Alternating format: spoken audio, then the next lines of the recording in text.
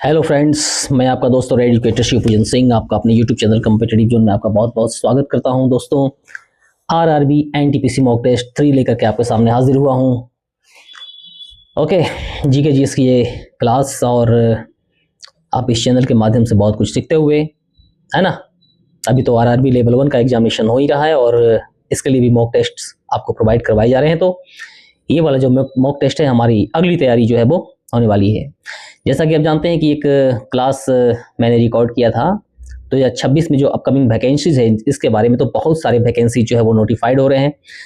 Railways ने calendar जारी कर ही दिया है, तो बिल्कुल अकॉर्डिंगली आप जो है वो तैयारी करते रहें इस चैनल के माध्यम से जुड़ करके, और बिल्कुल रिसर्च बेस्ड चीज़ें मैं आपको प्रोवाइड करवाता हूँ। और जीके जीएस की क्लास जो है वो प्रतिदिन मैं लेकर के आपके लिए आता ही हूँ, है ना। तो इस चैनल के माध्यम से जुड़ करके आप अपनी तैयारी को बिल्कुल अप टू डेट रखेंगे, है ना।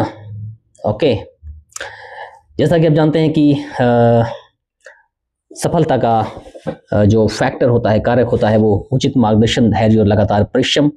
ये तीनों फैक्टर्स जो होते हैं यही हमें सफलता दिलाते हैं, है ना। तो उचित मार्गदर्शन मैं आपको प्रोवाइड करवा रहा हूँ। और जैसा कि आप जानते हैं कि कुछ क्लासेस जो मैंने कंडक्ट की थी उसके लोगोस पर मैंने ये लिखा था कि पढ़ें उसी से जो स्वयं सेलेक्टेड हो, और आपको उचित मार्गदर्शन वही प्रोवाइड करवा सकते हैं जो कहीं ना कहीं सेलेक्टेड हो।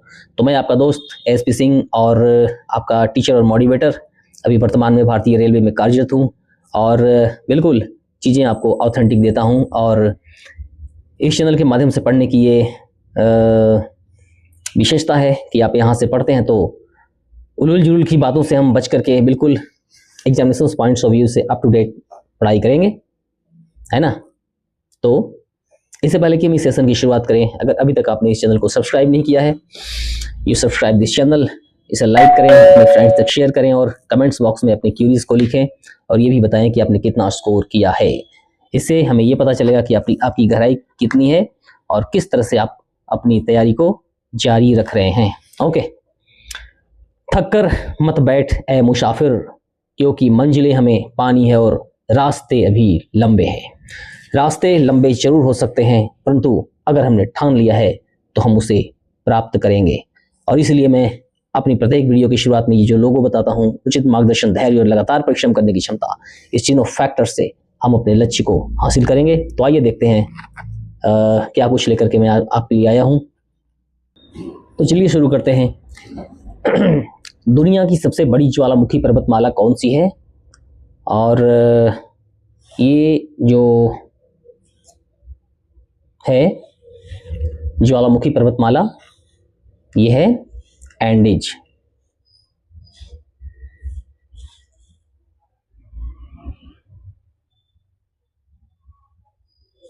Okay, so right answer is a. चलिए इसके बारे में कुछ फैक्ट्स को देख लेते हैं। एंडीज पर्वतमाला जो है वो दक्षिण अमेरिका में फैला है। एंडीज पर्वत दक्षिण अमेरिका में फैला, यह लगभग 7000 किलोमीटर लंबा है। कई सक्रिय ज्वालामुखी और ऊंचे शिखर इस पर्वतमाला में पाए जाते हैं। इस फैक्ट्स को आप ध्यान में रखेंगे। ओके, नेक्स्ट, पृथ्वी का सबसे बड़ा पठार कौन सा है? Largest plateau in the world, और यह है तिब्बत।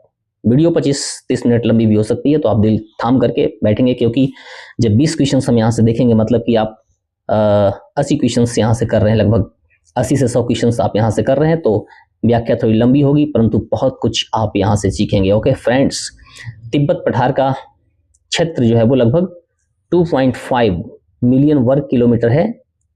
इसकी औसत ऊंचाई लगभग 4500 मीटर, और इसे वर्ल्ड्स रूफ भी कहा जाता है। तिब्बत के पठार को क्या कहते हैं? वर्ल्ड रूफ्स भी कहते हैं, दुनिया की छत। सबसे बड़ा वर्षा वन कौन सा है? Largest rain forest, and this is Amazon. Okay, next थोड़े इसके फैक्ट्स के बारे में। अमेजन वर्षा वन जो है वो दक्षिण अमेरिका में फैला। इसका क्षेत्रफल जो है वो 5.5 मिलियन वर्ग किलोमीटर है। यहाँ जो है वो हजारों प्रकार के पौधे और जीव जंतु पाए जाते हैं। तो क्या क्या देखा आपने? अमेजन कहाँ फैला हुआ? दक्षिण अमेरिका में फैला हुआ। इसका क्षेत्रफल जो है वो लगभग 5.5 मिलियन वर्ग किलोमीटर। यहाँ हजारों प्रकार के पौधे और जीव जंतु पाए जाते हैं। यहाँ से 2-3 क्वेश्चंस आपने राइज कर लिया।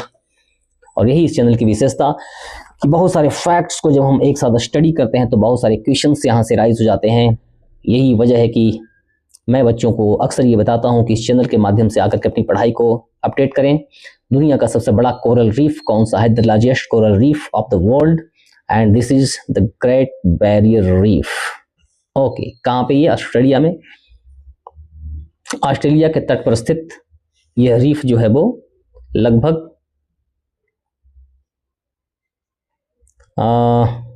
3,44,000 वर्ग किलोमीटर है ना, 3,44,000 वर्ग किलोमीटर फैला है। यहाँ यह जो है वो हजारों जीव जंतुओं और पौधों का आवास भी है। ओके, विश्व का सबसे लंबा द्वीप कौन सा है? The longest island, and this is the Greenland. Okay, Greenland का जो है वो अधिकांश भाग बर्फ से ढका हुआ है और यह दुनिया का सबसे बड़ा द्वीप भी है। ओके, यक्षगान किस राज्य का प्रमुख नृत्य नाटक है? Yakshagana is the dance drama of which state? और the right answer is Karnataka. Okay, Yakshagana Karnataka की पारंपरिक नृत्य नाट्य डांस ड्रामा शैली में किया जाने वाला नृत्य है और इसमें नृत्य, संगीत, संवाद और अभिनय का अनोखा मिश्रण होता है। इसे कर्नाटक की सांस्कृतिक धरोहर जो है वो बताया गया, यानी कि इसे कर्नाटक अपनी सांस्कृतिक धरोहर मानता है। ओके, तो इन फैक्ट्स को आप ध्यान में रखते चलेंगे। महानदी किस राज्य से निकलती है? Mahanadi originates from which state? And the state is Chhattisgarh. Okay, थोड़े से फैक्ट्स इसके बारे में जान लें। महानदी छत्तीसगढ़ के सिहावा पर्वत से निकलती है। इस पर्वत का नाम याद रखेंगे। महानदी छत्तीसगढ़ से तो निकलती है परंतु छत्तीसगढ़ के सिहावा, ओके, सिहावा पर्वत से निकलती है। यह पूर्व की ओर बहकर ओडिशा में विशाल डेल्टा बनाती है। ओके, आलसांडो हो नृत्य किस जनजाति का है? आलसांडो हो dance belongs to which tribe? और ये जो है वो हो जनजातियों का जो है वो ये नृत्य है। ओके, कहाँ पाए जाते हैं ये? आलसांडो हो नृत्य झारखंड की हो जनजाति जो है वो इनके द्वारा किया जाता है। यह जो है वो कंद मूल की फसल और जंगली जीवन से जुड़ा हुआ नृत्य है। सहारा मरुस्थल किस महाद्वीप में है? Sahara desert is in which continent?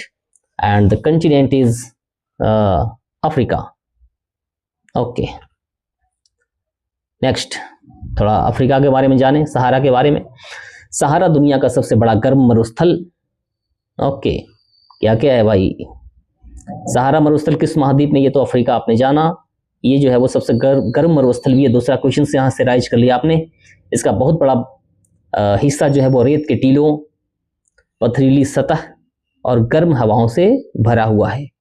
यहाँ दिन का तापमान जो है वो 50 डिग्री सेंटीग्रेड तक जा सकता है और रात का तापमान जो है वो काफ़ी नीचे गिर जाता है। ऐसा क्यों होता है? क्योंकि बालू जो होती है, बालू जो है वो दिन में गर्म हो जाता है और रात में बालू ठंडा होने के बाद यहाँ का तापमान गिर जाता है। ओके, संयुक्त राष्ट्र ने विश्व पर्यावरण दिवस मनाने की घोषणा कब की थी? When did the United Nations declare World Environment Day? And that is 1972. ये वर्ष है 1972। ओके, 1972 संयुक्त राष्ट्र ने।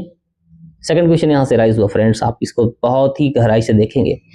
संयुक्त राष्ट्र ने 1972 में स्टॉकहोम सम्मेलन, स्टॉकहोम कॉन्फ्रेंस के दौरान विश्व पर्यावरण दिवस मनाने की घोषणा की थी। पहली बार जून 1974 को इसे मनाया गया और तब से यह विश्व पर्यावरण संरक्षण का प्रतीक बना हुआ है। तो ऐसे खूबसूरत क्लासेस आपके लिए रिसर्च के तौर पे मैं लाता हूँ रिसर्च करके, और ये आपके लिए बहुत ही बेनिफिशियल साबित होने वाला है फ्रेंड्स। तो इस चैनल के माध्यम से जुड़ करके अपनी तैयारी को एक नई दिशा और दशा देने का समय आ गया है, क्योंकि यूट्यूब पर मैं थोड़ी देर से आया हूँ, परंतु बिल्कुल आप बच्चों के भविष्य की चिंता हमें है और मैं चीज़ें वैसे ही लाता हूँ जो कि एग्जामिनेशन पॉइंट्स ऑफ व्यू से बहुत ही महत्वपूर्ण है।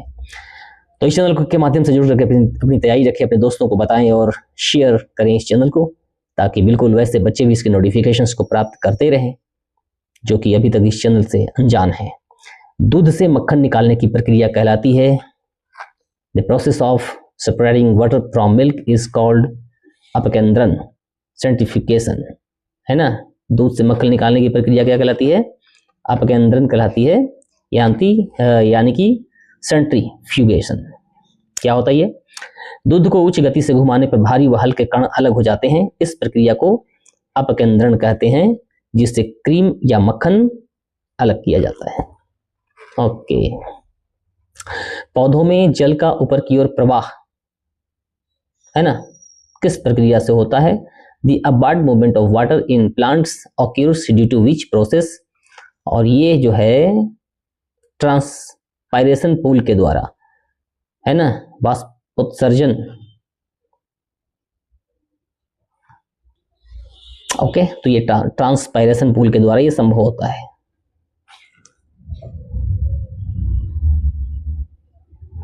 पत्तियों से जल के वाष्पीकरण, ट्रांसपायरेशन से नकारात्मक दबाव पड़ता है जो जड़ों से जल को ऊपर की ओर खींचता है, और इसे ही वाष्पोत्सर्जन का खिंचाव कहते हैं, ट्रांसपायरेशन कहते हैं। ओके, ध्वनि की तीव्रता का मात्रक क्या है?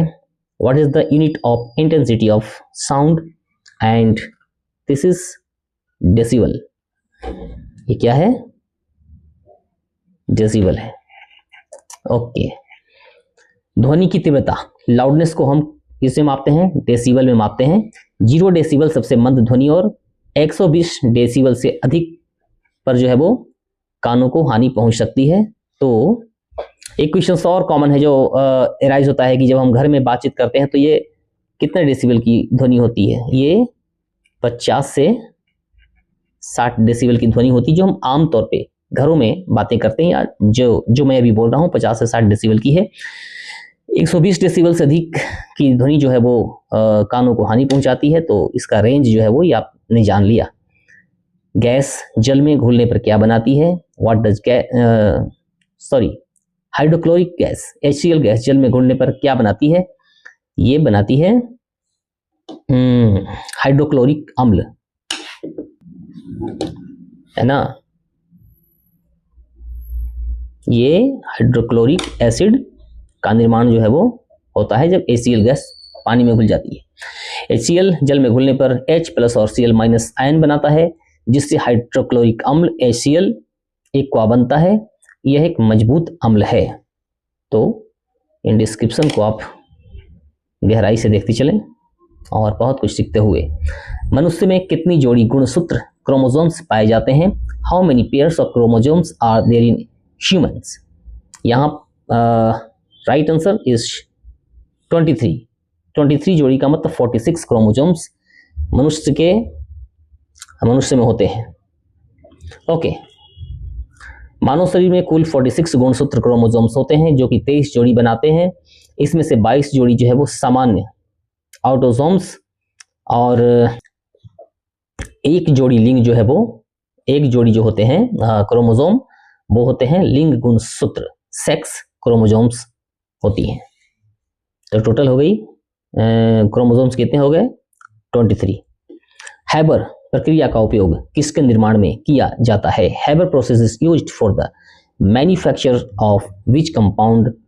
And the right answer is ammonia. Okay, Haber process fridge Haber द्वारा विकसित एक औद्योगिक विधि है। इसमें क्या होता है भाई? नाइट्रोजन N2 और हाइड्रोजन H2 को उच्च दाब तो 200 atm उच्च तापमान 450 डिग्री सेंटीग्रेड और लौह उत्प्रेरक आयरन कैटालिस्ट की उपस्थिति में अभिक्रिया कराई जाती है। ओके, तब जो है वो अमोनिया बन जाता है।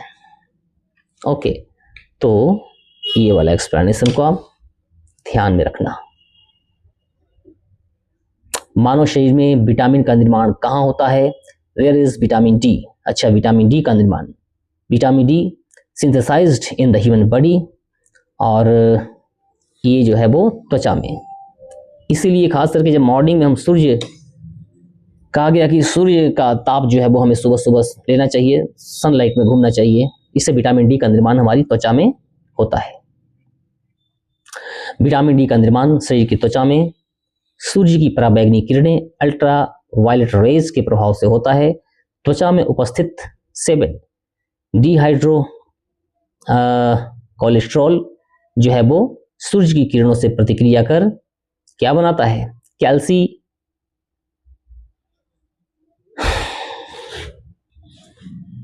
कोलेकैल्सिफेरॉल, यानी कि विटामिन D3 का जो है वो रासायनिक नाम है कोलेकैल्सिफेरॉल, वो बनाता है। यह यकृत और गुद्दे में सक्रिय रूप है ना।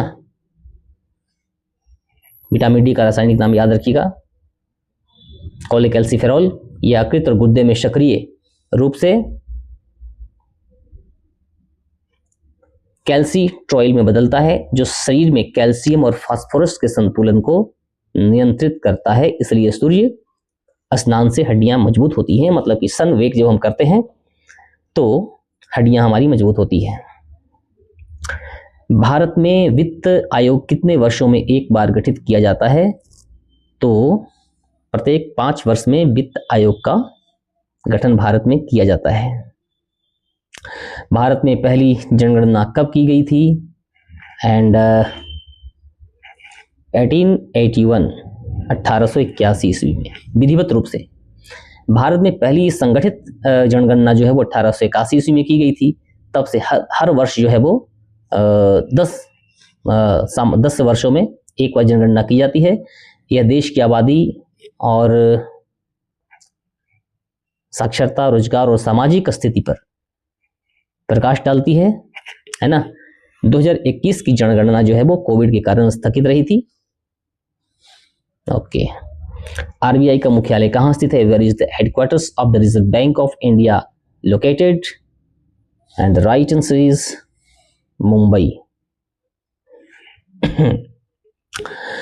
आरबीआई का गठन कब हुआ था? आरबीआई का मुख्यालय मुंबई में स्थित है। हाँ, इसके पहले कोलकाता में हुआ करता था। जब 1935 में आरबीआई की स्थापना हुई थी, 1935 में आरबीआई की जब स्थापना हुई थी, तब इसका कार्यालय जो है वो कोलकाता में था, परंतु 1937 में इसे मुंबई स्थानांतरित कर दिया गया और तब से लेकर के आज तक जो है वो मुंबई में ही आरबीआई का मुख्यालय है, जो कि हमारे देश के मॉनेटरी सिस्टम का बहुत रेगुलेटरी है और मॉनेटरी पॉलिसीज जो है वहीं से रेगुलेट्स होती हैं। तो क्या कुछ सीखा फ्रेंड्स आपने? यहाँ से लगभग बस 20 क्वेश्चन हमने यहाँ पे किया, परंतु व्याख्याओं के साथ क्लासेज जो मैं देता हूँ, इससे क्वेश्चंस लगभग 100 हो गए और आपने लगभग इनडायरेक्ट वे में 100 क्वेश्चंस यहाँ से किए। ओके, तो कैसी लगी ये क्लास आप जरूर हमें बताएंगे कमेंट्स बॉक्स में, और इस चैनल के माध्यम से जुड़ करके अपनी तैयारी को बिल्कुल अपडेट रखेंगे।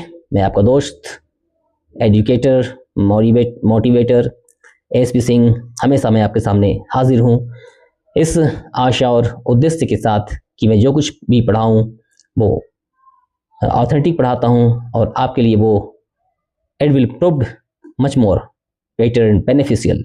ओके, तो जुड़े रहिए इस चैनल के माध्यम से, और अगर अभी तक आपने इस चैनल को सब्सक्राइब नहीं किया है, once again I would like to make you understand, आप इसे सब्सक्राइब करें, अपने फ्रेंड्स तक शेयर करें और वीडियो को लाइक करें। जितना अधिक से अधिक हो सके अपने दोस्तों को बताएं इस चैनल के माध्यम से, और हम एक लंबी कारवां बनाएंगे। बिल्कुल एक ऐसा कारवां जहाँ पे सिलेक्शन की झड़ी लग जाएगी, जहाँ पे स्टूडेंट्स और टीचर मिल करके अपने विचारों को साझा करते हैं और बिल्कुल एक दूसरे की फीलिंग्स को समझते हुए और उनके मनोभावों को सपोर्ट करते हुए हम इस चैनल को बहुत आगे लेकर के जाएंगे, जहां स्टूडेंट्स को मिलेगी उनकी सफलता की गारंटी। ओके, तो चलिए मिलते हैं अपनी अगली क्लास में, तब तक के लिए आप अपना ख्याल रखिए। जय हिंद, जय भारत।